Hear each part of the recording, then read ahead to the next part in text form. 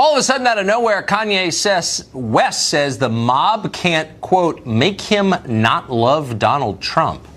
And so the internet is melting down. What's going on in this country? Is it a realignment or something weirder? We'll get to it in just a minute. But first, good evening and welcome to Tucker Carlson Tonight. We want to start with Joy Reid. If you've got a TV, you may know who she is. She's the host of a weekly show on MSNBC. She's an icon on the progressive left. There is not a single fashionable opinion that Joy Reid doesn't have or isn't happy to denounce you for not having.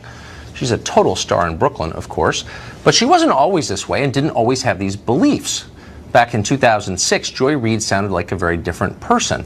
On her blog at the time, she opposed gay marriage, mocked gay people, and people she thought were gay. Now, given where she is now, these are obviously highly embarrassing opinions to have had. When the posts were discovered, she had a couple of options. She could have just apologized. People change their opinions all the time, and good for them. Why wouldn't they change their opinions? America has changed, is changing. So an honest explanation would have been just fine, and we would have defended her in that, of course. But that's not what Joy Reid did. Instead, she lied about it. She claimed she never wrote those blog posts in the first place. Someone else did. She said she'd been hacked. Sinister agents, perhaps employed by Vladimir Putin, somehow broke into her blog retroactively to add the remarks. It really sounds like an MSNBC segment, part of what they run every night. She said it was a disinformation campaign waged by whom? We don't know. Shadowy forces. That was her explanation. It was a crock, a total crock. And we know it was a crock because Reid's blog posts were archived by other websites, including the Library of Congress here in Washington, all the way back to 2006. That means in order for her claims to be true, which they're not, the secret hacking plot must have begun at least 12 years ago before anyone knew or cared who Joy Reid was. That's a lie. It's a childish lie. You'd have to be a moron to believe it. Yet she's telling it. Here's the interesting part, though. NBC News is endorsing all of this as true and trying to convince other people it's true. Yesterday, the network circulated a vague report by an extremely odd person called Jonathan Nichols, who says he's an independent security consultant, whatever that is, in which he affirms Joy Reid's ludicrous fantasy. Obviously, he offers no evidence.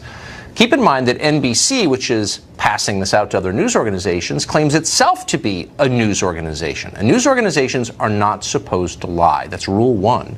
And yet NBC executives make a habit of lying. They lied about the Access Hollywood tape a couple of years ago. You'll remember that tape was leaked by NBC to David Fahrenthold at the Washington Post, who was a college friend of NBC News chief Noah Oppenheim. The goal in that leak was to help Hillary Clinton just 2 days before a presidential debate, and it helped. NBC later promised to reveal how that tape was leaked, but of course we haven't heard because they never told us. They lied instead, and they're still lying about that. NBC also lied when it ran interference for sex attacker Harvey Weinstein, which it did repeatedly over a long period. You'll remember that network killed Ronan Farrow's investigation into Harvey Weinstein. He had the goods, and yet NBC claimed that Farrow hadn't nailed down the story. By the way, he went and sold the story the next day to The New Yorker, but NBC said it just wasn't ready yet. Another lie. Now NBC is helping Joy Reid lie once again, and almost nobody else in the media is saying anything about it, except Michael Graham. He's a columnist for the Boston Globe, and he joins us now to tell us what exactly is going on. So, look, I just want to be completely clear. I am okay with people changing their views. My views on almost everything have changed. So I don't think there's a sin in that. And to come out and say, yeah, I thought that, I don't think that anymore, is totally fine. Why would NBC endorse and ratify and disseminate what is so clearly a false explanation from Joy Reid? Look, maybe they're just suckers. I mean, look how they've fallen for the Russiagate story where every single week they go, this is how, we got him now, we got him. I mean, there's apparently nothing, they know nothing about how the internet works, apparently. I think when Hillary Clinton said that she cleaned her server with a cloth, I think they went, oh, okay, with a cloth. That's how she did it. So maybe that's it. But there is something, you make a very good point, Tucker, that there's something odd about the willingness of NBC to stand by a story that is so ludicrous. It reminds me of a time in the past when another network stood by Dan Rather, and when the New York Times said that bogus story was fake but accurate. And so what's happened, I think, is that there are people who are in the, quote, news business who just realize they're not really in the news business. They're in the political advocacy business, and Joy Reid is an amazing political advocate. She has a lot of fans. She's very powerful. And Right. I want to read a tweet. I don't want to get the words wrong. I apologize for my phone. But this is from a Clinton staffer who tweeted out today and then blocked me, so I had to look it back up. Make sure you're evaluating this Joy-Ann Reid situation through an intersectional lens. She is one of the most important black female voices on TV. Come on. Thanks. Well, wait. That's intersectional. How about the fact lens? But Just look, she's just lying. She's lying. Obviously, nobody went in the Wayback Machine to 2006 because, one day I know this person will be on cable TV. I'll get them now. It's nonsense. But intersectionality, really? Is it so bad? But why? I wonder why. I mean, most people, if they work for a news organization and got caught doing something, and they went to the boss and they said, I have an idea, let's make up a patently ludicrous lie that is provably untrue, the boss would say, how about not? Why don't you just say you did it, concede you did it, admit it, and most people, fair-minded people, will kind of forgive you and move on.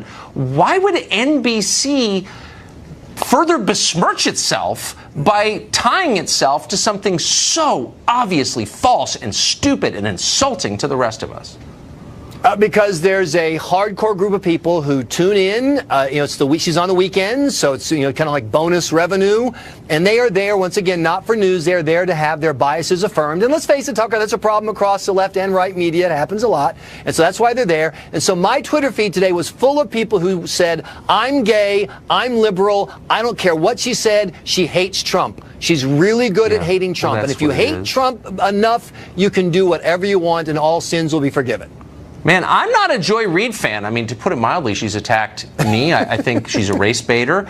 But I would have given her, and any honest person, a pass if she'd been honest, which she's not. By the way, I should tell our viewers that just a minute ago, the Daily Beast, which is an online blog, kind of a mediocre one, has announced it's putting a pause on Joy Reid's columns. Apparently she writes for them, not surprisingly. Anyway, Michael Graham, thanks for joining us. Appreciate it. Thanks for having me. Well, according to a new report, one of the country's top left-wing organizations, a think tank called the Center for American Progress, spent years protecting sexual harassers while retaliating against their victims. Amazing. According to documents obtained by BuzzFeed, 19 current and former staffers at CAP claim they were victims of sexual harassment. Tammy Bruce is a radio host, and she's been following this story from the beginning. She joins us tonight. Hey, Tucker. Great to see you, Tammy.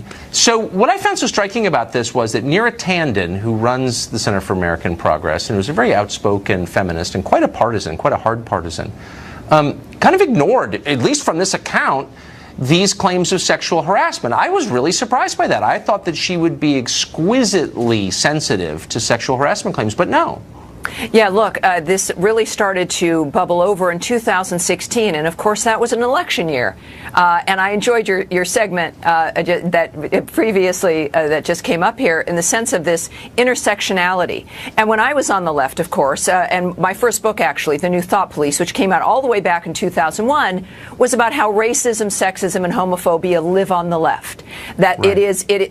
They're swathed in this sauce, and their argument always is that if we face this, or if it becomes public, or if we act on it, it'll harm the larger picture. It'll harm our goals, our narrative, our all the good work that we do in the world. And so and we saw this in Hollywood, right, with Weinstein, that if you say no or if you push back, you will do damage to too many people. Most liberals are brought up with this kind of mentality, and so they're silenced. And I think it becomes a habit after a period of time. And of course, it was the election year. They were accusing President Trump of all kinds of things. And wouldn't it be embarrassing if it came out that, in fact, they had years and currently were dealing with sexual harassment and as, of course, we learned with the Hillary Clinton campaign, a sexual harasser there that she had effectively protected and then moved the victim into a different job. This is up to this moment right now. And interestingly enough, they still point a finger at Donald Trump when it's becoming apparent that it's their issue exclusively.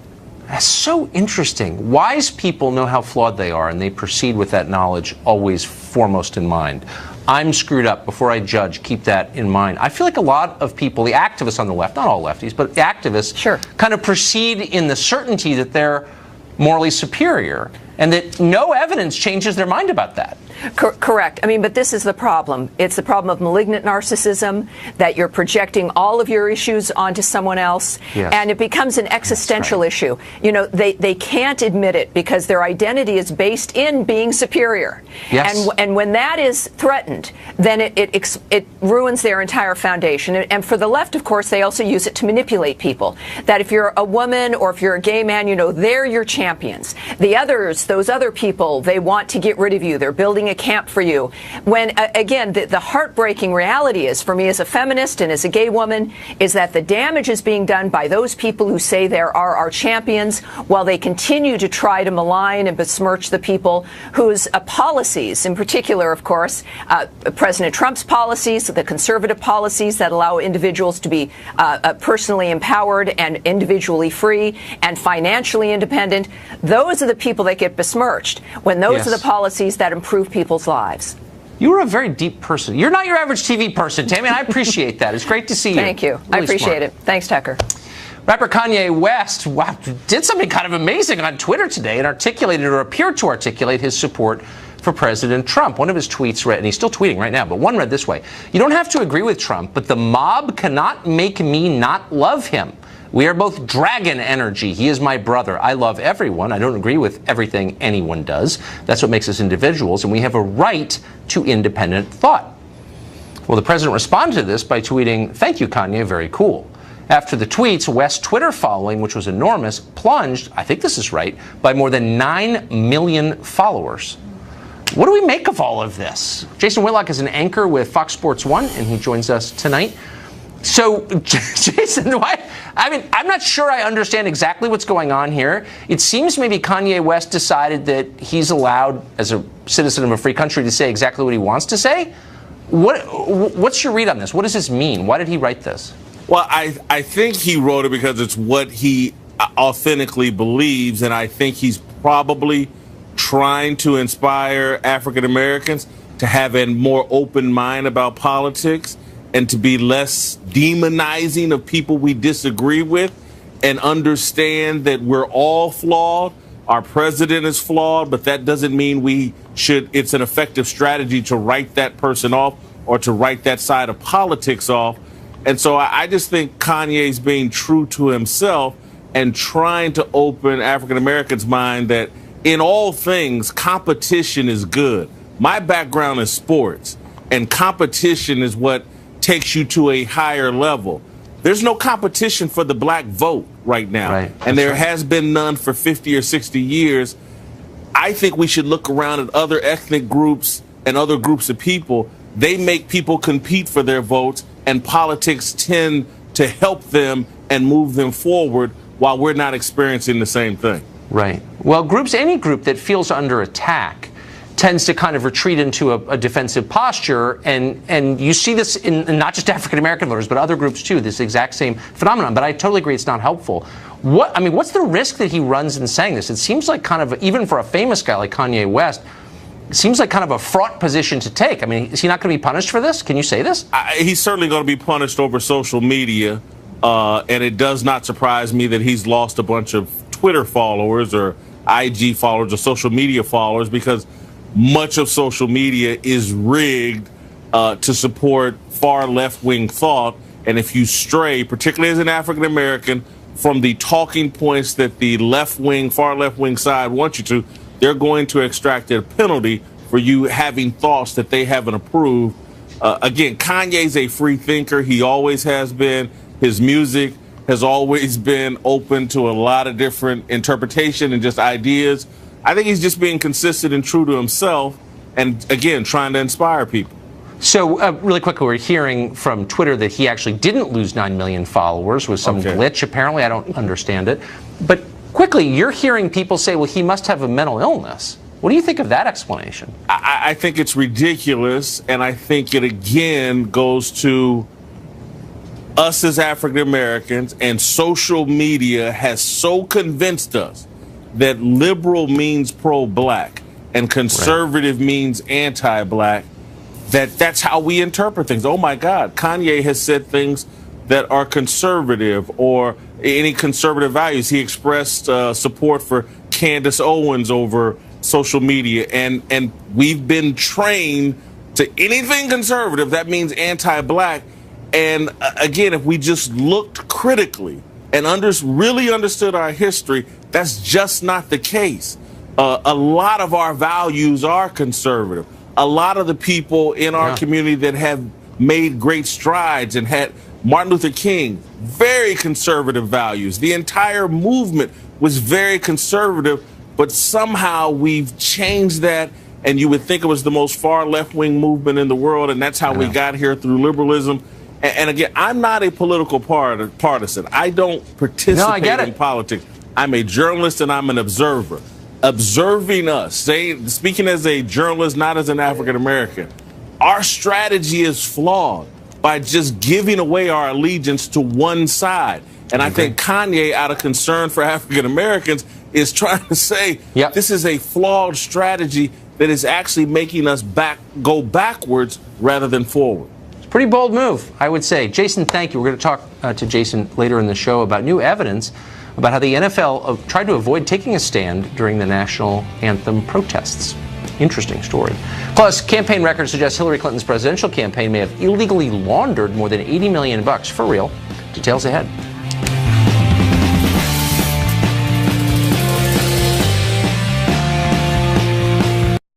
Family Talk. In D.C. District Court, well, we noticed it, but it may have exposed a massive money laundering operation by the 2016 Hillary Clinton campaign and the Democratic Party. Federal law, as you know, restricts how much individuals can give to a presidential campaign, but filings with the FEC suggest that Democrats may have evaded the limits, gone around them, by directing donors to state-level Democratic parties that then directly funneled the cash to the Clinton campaign. If that's true, it's a problem. Cleta Mitchell is an attorney. She's an expert on campaign finance law, and she joins us tonight. So, Cleta, tell us, if this is true, is it a crime? Yes, it's true, and yes, it is a crime. I mean, essentially what they did was they took a perfectly legal apparatus, which is a joint fundraising committee, in this case called the Hillary Victory Committee, and participating in that were the DNC, the Hillary Clinton campaign, and 38 state parties. But what they did that was wrong is that they used the higher limits of the DNC and all these state party committees to be able to funnel money back through the DNC, which was controlled by the Hillary Clinton campaign. You know, you and I talked about this last fall, November, December, something like that. And what has happened since then is that the Committee to Defend the President, which is a hybrid PAC, their lawyer, Dan Backer, went to the records of the FEC and looked at all the reports the DNC had filed, looked at all the reports that the Hillary Clinton campaign had filed and this Hillary Victory Committee had filed, and all of these state parties. And what they have discovered by going through all these documents that are all public records, mind you, nothing that the New York Times or the Washington Post couldn't get, and they have documented in a complaint to the FEC with pages and pages of spreadsheets showing the transactions. And let me just give you a couple of examples.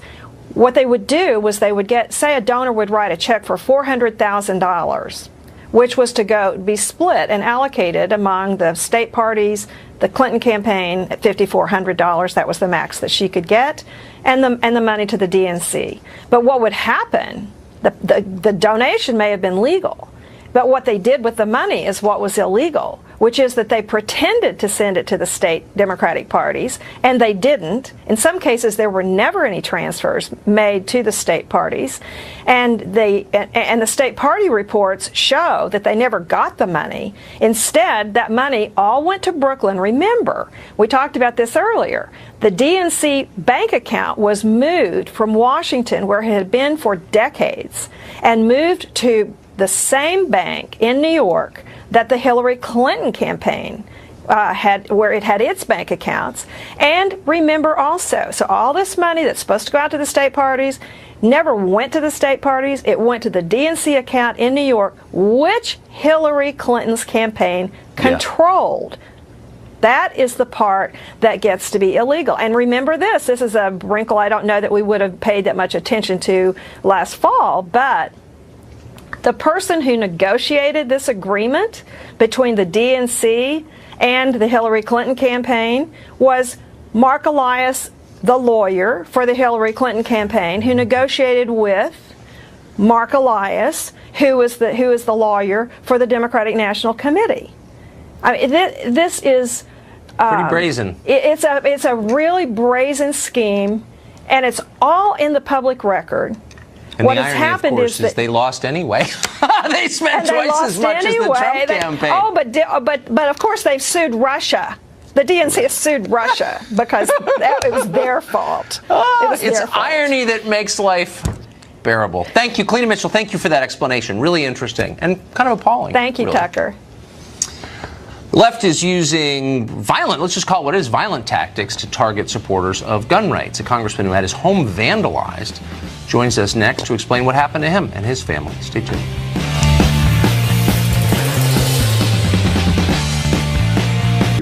Advocates to change the public's mind on their issue. Gun control doesn't work, and most people know that.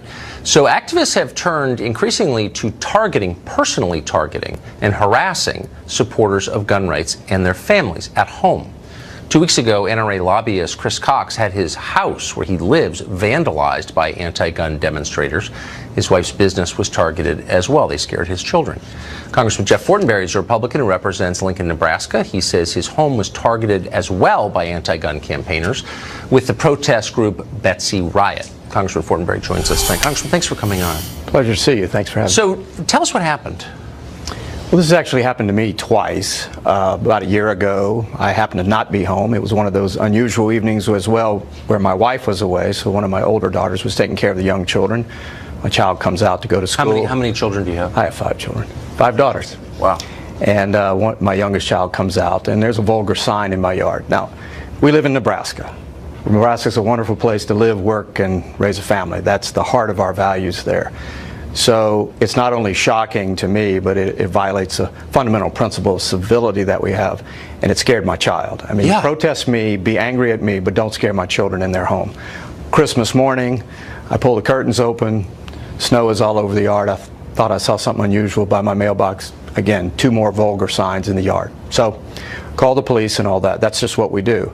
There's a basic violation of a standard here. You got differences. People, again, have the right to write me, protest me if they like, but when you attack or vandalize somebody's home, it really violates a sacred space. Well, it's unbelievable. Especially You've scaring got children. a wife and 5 daughters at home, and you're a public figure, and you've got an office in Washington, a district office, you're on the road all the time. People can confront you with their differences whenever they want. Who did this? On the sign, I don't know if that one has it. It probably says Betsy Riot, some kind of cult group that's in Nebraska. I don't know if they're nationwide. It seems to be related to this incident that happened up here in Washington, D.C. as well.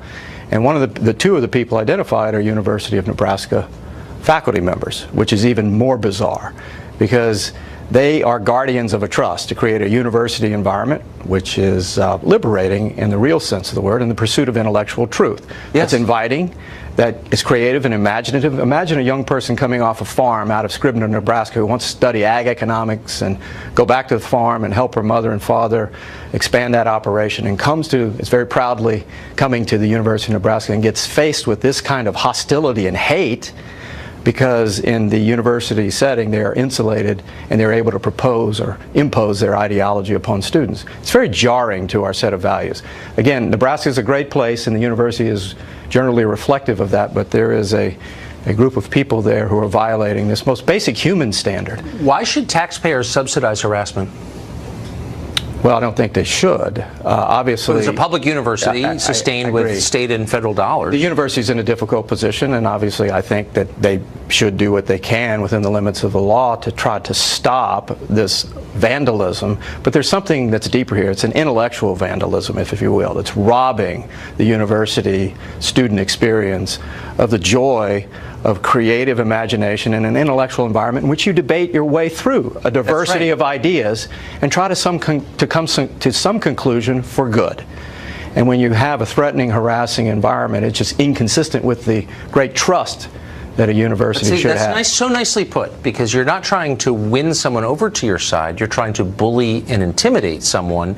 You're trying to force someone to agree with you, which is obviously fascist. Congressman, thank you for coming on. Pleasure visiting with you. Thank you. Speaking of college, university education costs more and more and more. What are you getting in return for that? We have the numbers in part 3 of our series, Is College Worth It? That's next.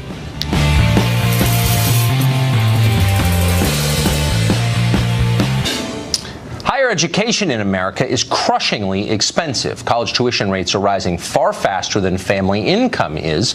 Colleges are also politically monochromatic. Once in school, your kids will submit to brainwashing or they will suffer. When they come home, they may have learned to hate the values you raised them with, the ones you believe in. They may also be addicted to drugs and alcohol. So obviously the costs of college are extraordinarily high. But it's worth it, we tell ourselves, for the education. Education is key. Our kids need to learn. So the question is, are they learning? Well, several years ago, a pair of academic researchers decided to find out. They studied data from a group of more than 2,000 students enrolled in four-year colleges who've been tracked over a period of years. The book that resulted from all this research was called Academically Adrift: Limited Learning on College Campuses. Among its many findings, 45% of students, quote, did not demonstrate any significant improvement in learning over the first 2 years of college. Close to 40% didn't learn anything at all over 4 years. How did students learn so little? Well, many of them never really studied.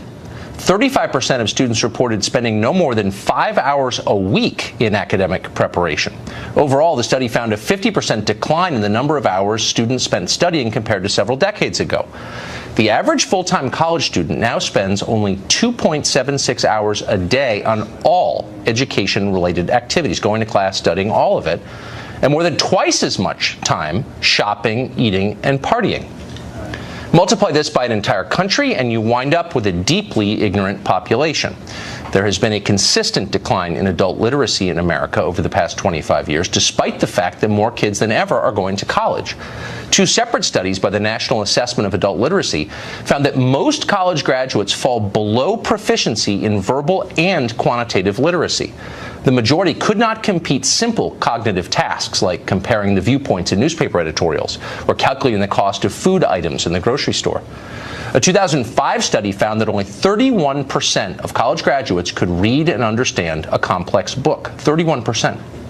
Surveys of American college graduates show that they are far more ignorant than their counterparts in virtually every other developed nation. In some cases, college graduates in this country got the same test scores as high school graduates in other countries. As the Educational Testing Service put it, quote, a decade ago, the skill level of American adults was judged to be mediocre. Now it is below even that. This is a crisis. So you would think that colleges would respond by increasing academic rigor.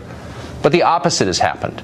A survey of the top public universities in America found that only 9 schools required an economics course for graduation, for example. Only 5 required a survey course in American history. And as one researcher noted, despite lip service given to multiculturalism, fewer than half required even intermediate study of a foreign language. Meanwhile, the number of degrees awarded in women's and gender studies increased by more than 300% since 1990.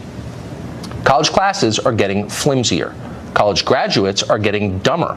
But you would never know it from their grades, which are getting higher. In 1983, the average college GPA in this country was 2.8. It's now over 3.1. Grade inflation is everywhere, but it's most profound at private schools. At Wake Forest, for example, in North Carolina, the cumulative GPA for graduating seniors in 1988 was 2.84. In 2014, it was 3.4. Nationally, the most common grade given in college courses right now is an A. According to the New York Times, about 43% of all letter grades given are A's. Only about 10% are D's and F's. In other words, more students are failing, yet almost nobody fails. Kids know less, but their teachers assure them they know more. Colleges barely teach, yet every year they increase their fees. Try that in a private business. You might get indicted for fraud. Do it at an American university, and you get billions in taxpayer subsidies. Mark Roosevelt is the president of St. John's College in Santa Fe. St. John's is one of the only colleges in America that is still trying to provide a traditional liberal arts education centered on the study of great books. Mark Roosevelt joins us today. President Roosevelt, thanks for coming on. Appreciate it. So, thanks for having me. I want to talk to you specifically because I think this is not to promote your school, but I do think St. John's is different from most universities. To me, you've got a different vantage on this. Looking at the country, how has it happened that when more people are going to college than ever before, there is a consistent teach, yet every year they increase their fees? Try that in a private business. You might get indicted for fraud. Do it at an American university, and you get billions in taxpayer subsidies. Mark Roosevelt is the president of St. John's College in Santa Fe. St. John's is one of the only colleges in America that is still trying to provide a traditional liberal arts education centered on the study of great books. Mark Roosevelt joins us today. President Roosevelt, thanks for coming on. Appreciate it. So, thanks for having me. I want to talk to you specifically because I think this is not to promote your school, but I do think St. John's is different from most universities. To me, you've got a different vantage on this. Looking at the country, how has it happened that when more people are going to college than ever before, there is a consistent decline in adult literacy? How did that happen?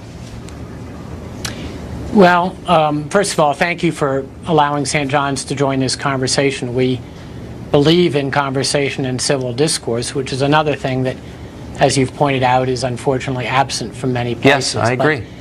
Wow. You noted that we were different, Mr. Carlson. We are so different. We may be the most rigorous college in America. Our freshmen must learn ancient Greek. Our seniors struggle with quantum physics. Along the way, they have to take calculus. They have to learn how to do differential equations, and they have to study Hegel and Kierkegaard and Karl Marx and Adam Smith. So we are sailing against almost every prevailing wind in American higher education. I do agree with a lot of what you said at the beginning, that there has been slippage in rigor, slippage in the demands academically made of students. And we think that is a mistake, and we have no intention of joining that particular parade in higher education. Well, good for you. I wonder, though, what you make of this phenomenon. Maybe I'm misreading it, but as the outcomes decline, become less impressive, kids know less when they graduate, rigor declines. You would think colleges would say, we're turning out people who don't know very much. Only 30% can read a complex book. Maybe we want to teach them more. But the opposite seems to be happening. Why? Well, I'm not sure that I know the answer to why. The movement towards allowing students to shape their own curriculum and to be able to determine their own education is part of it. A lack of expectations is another part of it. Again, not to return to St. John's, but that's what I know best. Our students read 200 books, and I mean 200 serious books over the course of their education. But, Mr. Carlson, in all honesty, we are for very few folks. I mean, we have about 800 students between our two campuses, and our students are very self-selecting. They know what they're getting into. They know how hard it's going to be. And, you know, that is a very serious challenge for a lot of students, and so most maybe that's colleges it. are not like that. Well, so maybe you put your finger on it. What you're offering is a traditional liberal arts education that would have been familiar to a lot of well-educated Americans 100 years ago. Now you've got 800 students. So I guess the question is, what percentage of the American population is really suited for, interested in, should participate in a liberal arts education? Well, you know, I honestly believe that there ought to be a lot of diversity in our educational offerings. You've talked in the previous shows about career preparation, and there is a place for that. There's a place for people who want to get trained to do a job, even though we also know from colleges that only about 20% of students will actually work in something that they majored in. As you may know, Mr. Carlson, we don't have majors at St. John's. We don't think that life breaks down into majors. So again, we're just very different. So, you know, the liberal arts education can be described in very different things in very different places. At St. John's, it's an all-required curriculum. Everybody's taking all of the same courses, and they're all of equal rigor and equal demands. They're in very small classes. You know, an average of about 15 students in a class, so there's no place for them to hide. So the rigor is very real. And I hope it stays that way. Mark Roosevelt, thanks a lot for joining us. I appreciate it. You're most welcome. New audio tape exposes how the NFL, the owners, and some key players tried to handle the national anthem protests. We will tell you exactly what they said coming up.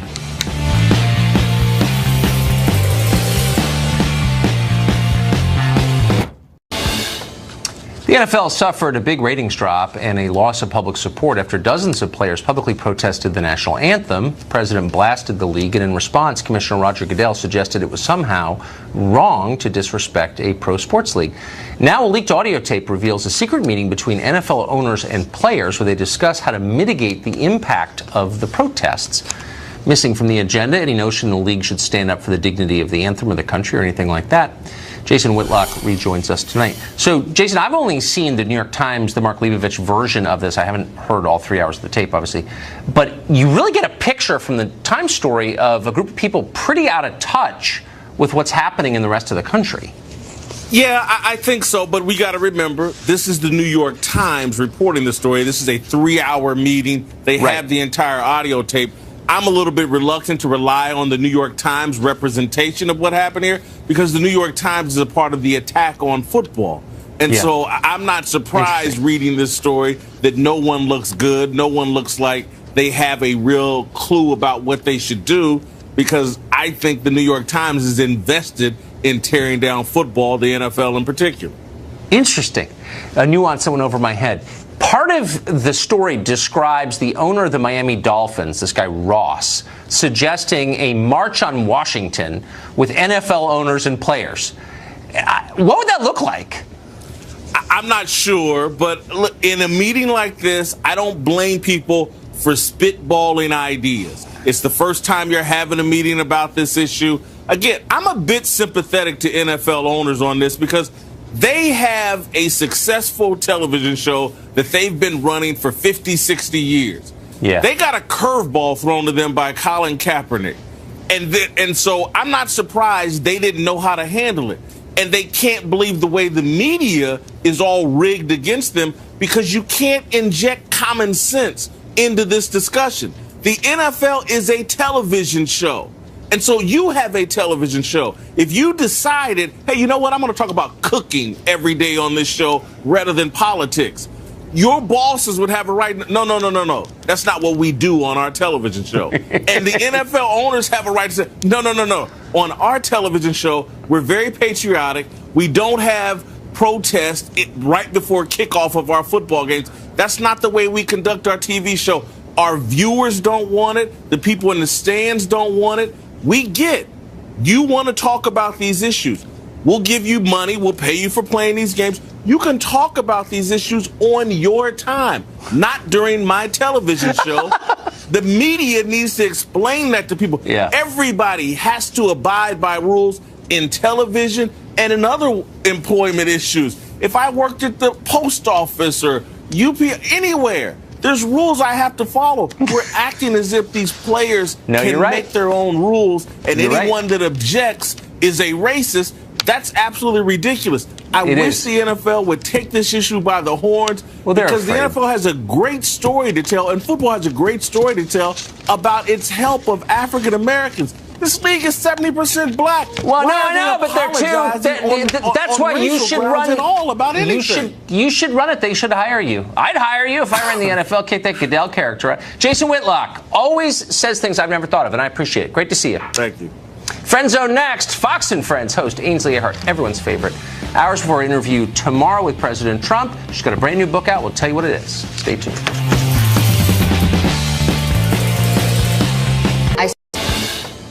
The NFL suffered a big ratings drop and a loss of public support after dozens of players publicly protested the national anthem. The president blasted the league, and in response, Commissioner Roger Goodell suggested it was somehow wrong to disrespect a pro sports league. Now a leaked audio tape reveals a secret meeting between NFL owners and players where they discuss how to mitigate the impact of the protests. Missing from the agenda, any notion the league should stand up for the dignity of the anthem or the country or anything like that. Jason Whitlock rejoins us tonight. So, Jason, I've only seen the New York Times, the Mark Leibovich version of this. I haven't heard all 3 hours of the tape, obviously. But you really get a picture from the Times story of a group of people pretty out of touch with what's happening in the rest of the country. Yeah, I think so, but we got to remember, this is the New York Times reporting the story. This is a 3-hour meeting. They have the entire audio tape. I'm a little bit reluctant to rely on the New York Times representation of what happened here because the New York Times is a part of the attack on football. And so I'm not surprised reading this story that no one looks good. No one looks like they have a real clue about what they should do, because I think the New York Times is invested in tearing down football, the NFL in particular. Interesting. A nuance that went over my head. Part of the story describes the owner of the Miami Dolphins, this guy Ross, suggesting a march on Washington with NFL owners and players. What would that look like? I'm not sure, but in a meeting like this, I don't blame people for spitballing ideas. It's the first time you're having a meeting about this issue. Again, I'm a bit sympathetic to NFL owners on this because they have a successful television show that they've been running for 50, 60 years. Yeah. They got a curveball thrown to them by Colin Kaepernick. And so I'm not surprised they didn't know how to handle it. And they can't believe the way the media is all rigged against them, because you can't inject common sense into this discussion. The NFL is a television show. And so you have a television show. If you decided, hey, you know what, I'm going to talk about cooking every day on this show rather than politics, your bosses would have a right. No. That's not what we do on our television show. And the NFL owners have a right to say, no. On our television show, we're very patriotic. We don't have protest right before kickoff of our football games. That's not the way we conduct our TV show. Our viewers don't want it. The people in the stands don't want it. We get you want to talk about these issues. We'll give you money. We'll pay you for playing these games. You can talk about these issues on your time, not during my television show. The media needs to explain that to people. Yeah. Everybody has to abide by rules in television and in other employment issues. If I worked at the post office or UP, anywhere, there's rules I have to follow. We're acting as if these players can make their own rules, and anyone that objects is a racist. That's absolutely ridiculous. I wish the NFL would take this issue by the horns, because the NFL has a great story to tell, and football has a great story to tell about its help of African Americans. This league is 70% black. Well, no, I know, but they're too. That's why you should run it all about anything. You should run it. They should hire you. I'd hire you if I ran the NFL. Kick that Goodell character out. Jason Whitlock always says things I've never thought of, and I appreciate it. Great to see you. Thank you. Friend Zone next. Fox and Friends host Ainsley Earhart, everyone's favorite. Hours before our interview tomorrow with President Trump. She's got a brand new book out. We'll tell you what it is. Stay tuned.